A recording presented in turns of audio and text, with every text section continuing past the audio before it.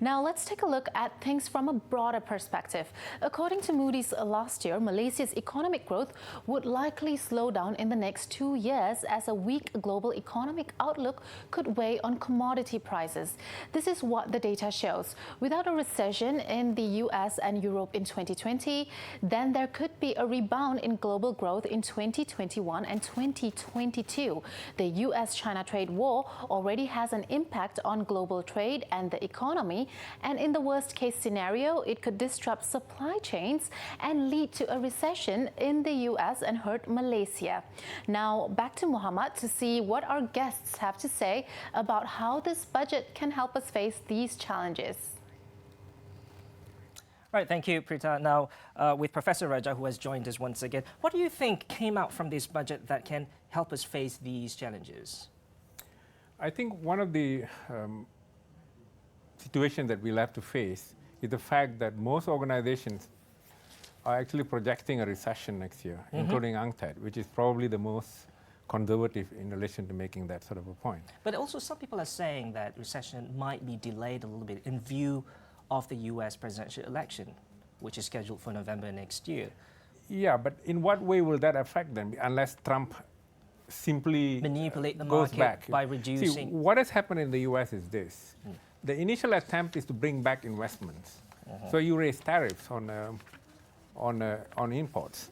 The consequence is you're bringing back, what you actually see is a vacuum cleaner, that sort of effect. It actually attracts back simply because you want to jump tariffs and so on.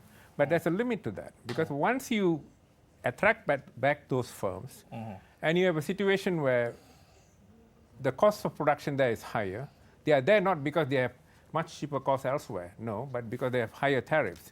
And these firms that are relying on the US market are back there, but their production costs are going to escalate. What that actually would mean is that it will make their exports more expensive. Right. In fact, that recession is felt already in the US. And I haven't seen the current US government actually addressing that. So to look at, to assume that that recession will be delayed, I'm not one who's optimistic about that. All right. Because the figures are showing now. But it's going to look bad on Trump because he's going to running for president for president again next year. Yes, of course. And if recession really does happen, that's going to be bad for him. I mean, he doesn't want to be a president during a recession time. If you take that sort of a conjecture, yes. But Trump has acted in many different ways that doesn't suggest that that will be his trend. Can you imagine at this point Trump taking a reverse turn and telling, no, we are not going to have any more tariffs on China. China can bring back all the solar panel firms back to China and export to us. It doesn't look possible. That one sometimes have to look back at the conduct of presidents. He hasn't actually given any impression that that's what he's going to do. Right. Mr. Hann, the Prime Minister said today after the tabling that there was something for everyone in the 2020 budget and that many people are happy. Do you agree with this? I certainly agree with there being something for everyone. I said earlier, I think this budget feels very inclusive. It feels like every single group is being taken care of in some little way. There's no specific, hey, this is our target group, and we're just going to focus everything on this one group. It feels like everyone's got a little bit. In terms of whether people are happy about it, I think it's a bit early to say, right? It's just been announced today. I think there will be some people who will be very happy about it, namely people like us, myself, in the digital economy. There's been a lot of focus on that, and it's really pleasing to hear the government making that a core tenet of a core pillar of the way forward. But there may be some people who may go, hey, what about us? I'm in a group which is maybe I got a couple of things, but I'm in the M40 group, for example. I've got a couple of things which I can benefit from, the petrol subsidy, etc. But maybe I might not be too happy. So that's the kind of broad consensus, I think. Professor, do you agree with this? Do you think that majority of Malaysians are happy with the I assume budget? that they'll be happy because most of the time people are looking at immediate effects.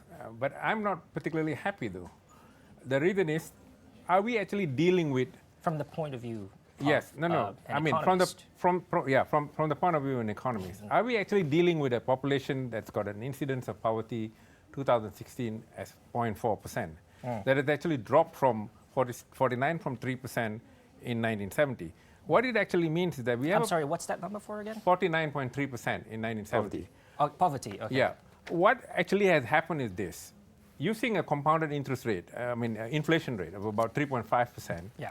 the 50 ringgit that was then the poverty line income is actually 980 ringgit in 2016. That basket hasn't changed to reflect the structural change we have faced. The essentials and the income that Prita showed just now, and you mentioned about you yourself being poor, you can't afford a house.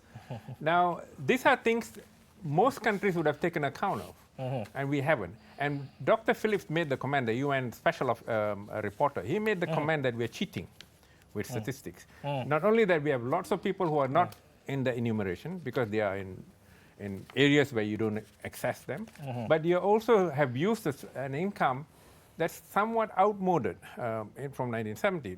I would have expected that we actually looked at everything carefully and then planned. And then we can say we are 15% or 17% really poor people to say that we need to bring benefits to the B40 people. That's the sort of way I think I would have pursued this argument. And in that sort of context, let me mention that there are two key things that I would have expected. And most of our budgets tend to be popular. It's not just the last two budgets or the budget before. The good thing about it is you have a fiscal deficit that's going down, a trend decline to 3.2%. That's nice, which suggests that probably corruption is not the order of the day because they are actually not reducing fiscal expenditure. But what's important here is, are they reviewing, are they doing a proper audit on all the subsidies that they're giving? And are these target groups actually benefiting? And of course, you saw the figures up there. So many people got involved in the study, the stakeholders and organizations.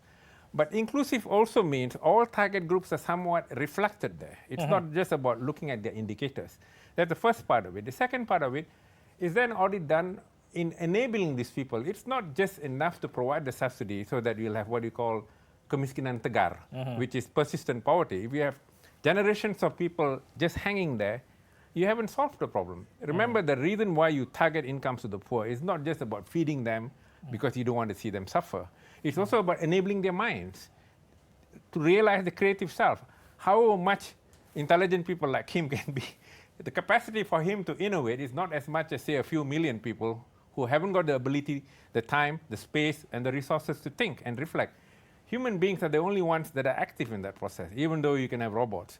So these are areas I haven't seen very much by way of the presentation. Perhaps it's coming in the next few months.